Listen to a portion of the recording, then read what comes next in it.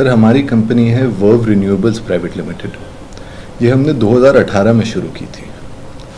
Sir हमने इसको stubble burning रोकने के लिए हम क्या प्रयास कर सकते हैं उस नज़रिए से शुरू किया था।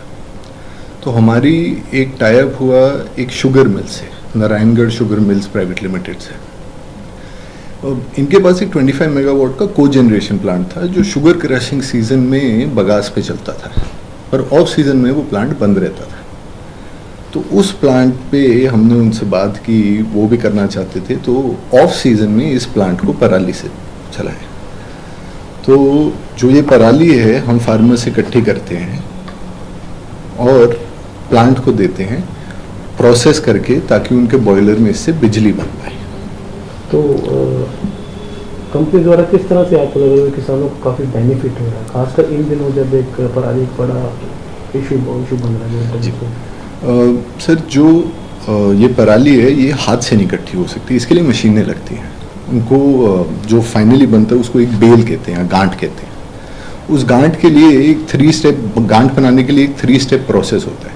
पहले उस पराली को ज़मीन पे काटना पड़ता है, फिर उसको रेक करना पड़ता है, फिर उसकी गांठ बनानी पड़ती है। जो गांठ बनती है वो हम ढेर सारे कॉन्ट्रैक्टर्स और फार्मर्स को लगाते हैं कि वो ये गांठें बनाएं और हमें बेचें। तो वो फिर गांठें सब हम ट्रांसपोर्ट करते हैं मिल पे, जैसे जैसे उसकी ज़रूरत हो मिल पे, और उससे प्रोसेस करके उससे बिजली बनती है। तो कितना कि अगर एज पर एवरेज अगर लगाए तो कितनी क्वांटिटी और कितना मंथली बेसिस? सर पिछले साल सर एक्चुअली इसको इकट्ठा करने का टाइम तो सिर्फ 60 से 70 दिन है, अगर हम पराली की बात करें। पिछले साल सर हमने तकरीबन 75,000 टन पराली इकट्ठी की थी। 1 एकड़ पराली से लगभग 2 टन पर 1 एकड़ ज़मीन से लगभग 2 टन पराली निकलती है। तो तकरीबन 35,000 एकड़ से पिछले साल हमने पराली इकट्ठी की, और इस साल हम 1.5 लाख टन इकट्ठा करने की कोशिश कर रहे हैं, जो तकरीबन 70 से 75,000 एकड़ से इकट्ठी होगी। फर्दर स्टेट में आगे आप सप्लाई भी कर रहे हैं? जी सर, जैसे मैंने आपको बताया हम ये शुगर मिल को सप्लाई कर रहे हैं। हम शुगर मिल को प्रोसेस करके देते हैं। एक्चुअली शुगर मिल के बॉयलर में ये पराली जैसे होती है वैसे नहीं जाती, इसका साइज़ छोटा करना पड़ता है, इसको 2 इंच के साइज़ में लाना पड़ता है। तो हम उनके लिए प्रोसेस करके उनको देते हैं एट देयर साइट, उनकी साइट पे ही देते हैं, और वो फिर इससे बिजली बनाते हैं। तो फाइनेंशियली फार्मर्स किस तरह से बेनिफिटेड है, उनको फाइनेंशियली किस तरह से सपोर्ट या फ़ायदा मिल रहा है आपकी कंपनी से? सर हम इन गांठों का तकरीबन 2,000 रुपये प्रति टन रेट देते हैं, पर गांठ बनाने का भी खर्चा होता है किसान का, तकरीबन 700-800 रुपया, उसके ऊपर कुछ ट्रांसपोर्टेशन का खर्चा होता है।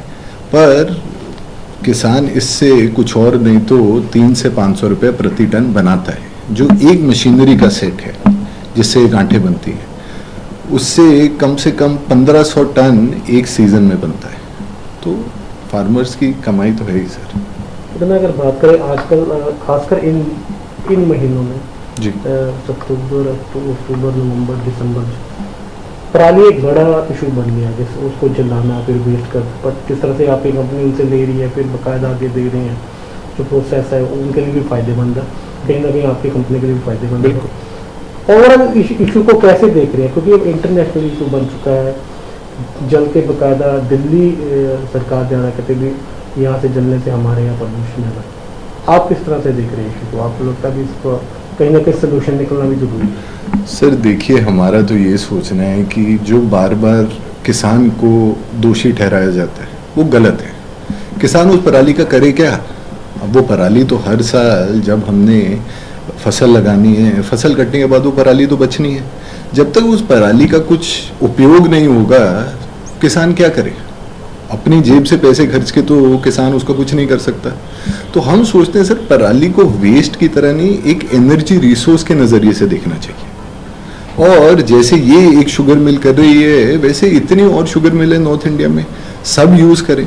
तो हमारा ये सोचना है सर कि इसको आप इससे बिजली बनाएं या गैस बनाएं या पेलेट बनाएं जो यूज़ हो सकती है। इसको एज ए एनर्जी रिसोर्स देखना पड़ेगा, एक ऐसे तरीके से देखना पड़ेगा कि इसको एक कमोडिटी बनाया जाए जिससे सब पैसे बनाएं। फिर ये प्रॉब्लम खत्म होगी। ऐसे बार बार बोल के ये प्रॉब्लम खत्म करना बहुत मुश्किल होगा। प्रॉब्लम खत्म करने की बात कर, कोई परमानेंट सोल्यूशन आप सजेस्ट कर रहे हैं हो सकता है जिसके थोड़ा? सर जो हम अभी कर रहे हैं ये तो सबकी आंखों के सामने है कि हम इतनी ज़्यादा पराली इकट्ठी कर रहे हैं और एक शुगर मिल के बॉयलर में कुछ चेंजेस करने के बाद वो पराली लग रही है और उससे बिजली बन रही है। ऐसा तो है नहीं कि सर हम कुछ फ्यूचर की बात कर रहे हैं, ये तो सब हो रहा है, हम कर रहे हैं। अगर वो मिल हमसे पराली नहीं खरीदती तो पिछले साल अगर हमने 75,000 टन इकट्ठी की थी तो इस साल हम क्यों 1.5 लाख टन करते अगर मिल खरीदती ही नहीं। तो इसकी सर जैसे मैंने बोला इसको एनर्जी रिसोर्स के नज़रिए से देखना पड़ेगा।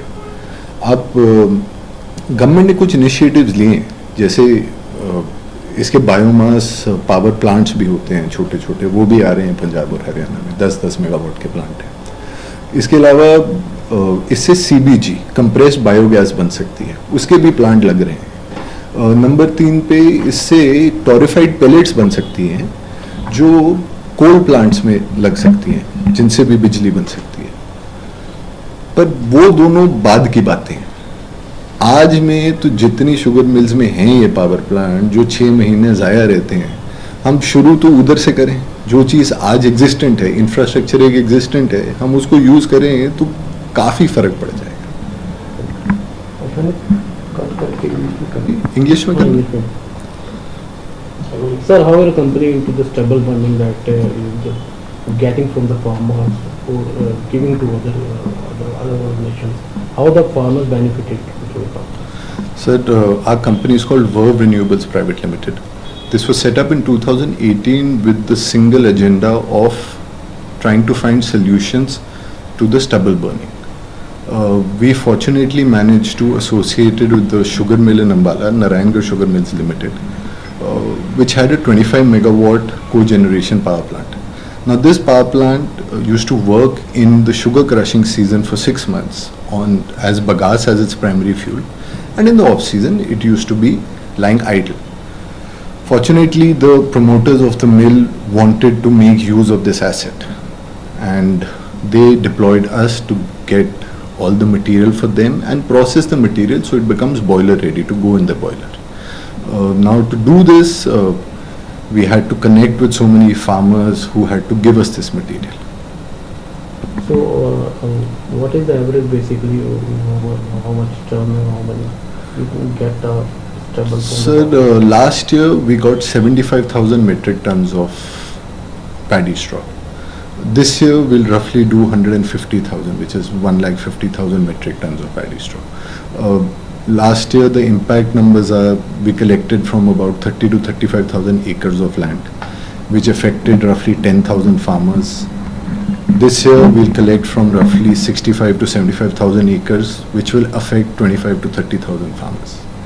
So how do you supply the other organization in the state of Haryana, Punjab after getting to the farmers? Sir, the material, the paddy straw is collected in bale form. It's a 3-step process. In the field, first the paddy straw is cut, then it's raked, and then it's baled.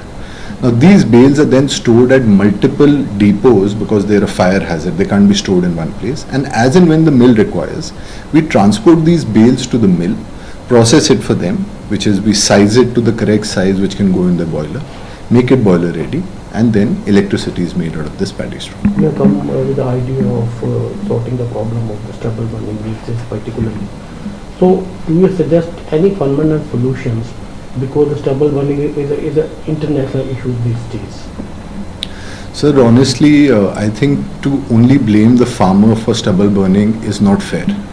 At the end of the day, we have to provide solutions to the farmer. The farmer by himself cannot take care of the stubble by spending money. So we look at paddy straw as an energy resource. We say that this needs to be turned into a commodity which can be used to make either electricity or compressed biogas or torrefied pellets which can be co-fired in coal plants. Once it becomes a commodity and everybody starts to make money from it, automatically the burning will stop. So we have to turn it into an energy resource. Do you have any idea to approach the state government that we suggest these solutions that somehow you are benefiting the farmers? You are also suggesting some norms of stubble burning. Do you have any idea tied up with the state government, or have you to give any idea to the state government, to approach the state government? Do you think the state government should approach you for to sorting out this problem? Sir, we just think that today there is one sugar mill that has taken this step. We are collecting all the material for them. If the government wants, they can tell all these plants to start using paddy straw in the off season. Once that starts happening, you can do it in a phased manner. They can start blending in season and then go further and run it in the off season. But once that starts happening, there'll be a huge impact. There'll be a huge dent on the problem.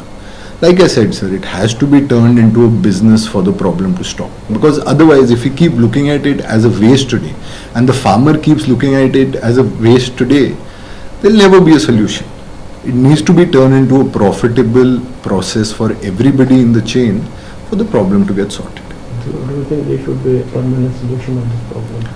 So the permanent solution is that we make electricity out of it, we make all the energy that can be made out of paddy straw. All those solutions must be focused upon.